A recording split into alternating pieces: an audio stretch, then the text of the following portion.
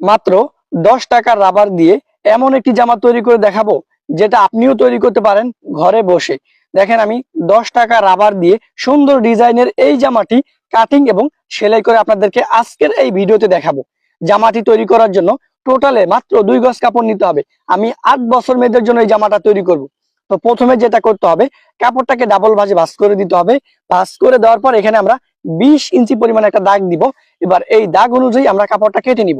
এরপর দেখেন, আমাদের আরো একটা পার্ট কাটিং করতে হবে। প্রথমে পার্টটা কাটিং করার পর কাপড়টার উপরে রাখবো, রেখে দোনো মাথা সুন্দর করে কেটে সমান করে দিব। দেখেন, এখানে আমরা 20 ইঞ্চি পরিমাণ করে 2টা কাপড় কেটে নিয়েছি। এবার একটার উপরে একটা এইভাবে আমরা বসাই দিব। বসাই দিয়ে খুব সুন্দর করে একটি সেলাই করে দিব। দেখেন, আমি মেশিনে চলে আসলাম। আসার পর একটার উপরে একটা বসাই দিয়ে এখানে সেলাই করে দিলাম। এরপর দেখেন, এখানে আমাদের একটা চাপ সেলাই বসাই দিতে হবে সমান মাঝখানে। দেখেন, আমি সমান মাঝখানে একটা চাপ সেলাই বসাই দিলাম।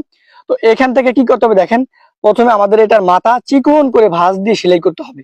আমি আপনাদেরকে বলতেছি, ওড়নার কাছা আপনারা যেইভাবে সেলাই করেন ঠিক ওইভাবে কিন্তু আপনাকে এটার কাছা একদম চিকন করে ভাঁজ করে সেলাই করতে হবে।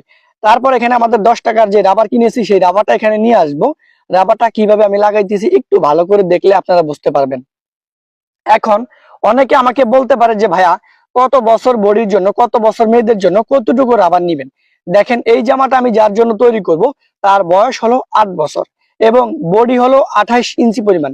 তো দেখেন, 28 ইঞ্চি বডির জন্য আমি 2টা পার্ট নিয়েছি। একটু ভালো করে খেয়াল করেন, 28 ইঞ্চি বডির জন্য আমি 2 হাত বহরের 2টা পার্ট নিয়ে একটার সাথে একটা জোড়া দিয়ে সেলাই করার পর আমি রাবারটাকে লাগাই নিতেছি। আর হ্যাঁ, 28 ইঞ্চি বডির জন্য এই রাবারটা আপনারা কিভাবে টান দিবেন দেখেন। প্রথমে আপনারা একটা রাবার লাগাবেন। রাবার লাগানোর পর আপনারা মাপ দিবেন যে রাবারটা কি আপনার ঠিক হয়েছে কিনা। যদি ঠিক না হয় সেই রাবারটাকে খুলে আবার রাবারটাকে লাগাবেন আপনার ঠিক অনুযায়ী। তখন কিন্তু এইভাবে আপনার জামাটা তৈরি করতে পারেন। দেখেন, এই জামাগুলো তৈরি করতে করতে আমাদের এতটাই অভ্যাস হয়ে গেছে, যে কোনো সাইজের জন্য আমরা এই রাবারটা লাগাই দিলে কিন্তু অ্যাকুরেট হয়ে যায়। দেখেন, আমরা উপরে প্রথমে একটা রাবার লাগাই দিয়েছি, সেই রাবার থেকে নিচে 1.5 ইঞ্চি নিচে আরেকটা রাবার লাগাই নিয়েছি। সেই রাবার থেকে আরো নিচে 1.5 ইঞ্চি পরিমাণ একটা নিচে রাবার লাগাই নিতেছি। অর্থাৎ এই রাবার গুলো 1.5 ইঞ্চি পর পর আমাদের লাগাতে হবে। দেখেন, আমি 1.5 ইঞ্চি পর পর রাবার গুলো এখান থেকে লাগাই দিতেছি। আর রাবারটাকে টান দিব, কাপড়টাকে সমান রাখবো।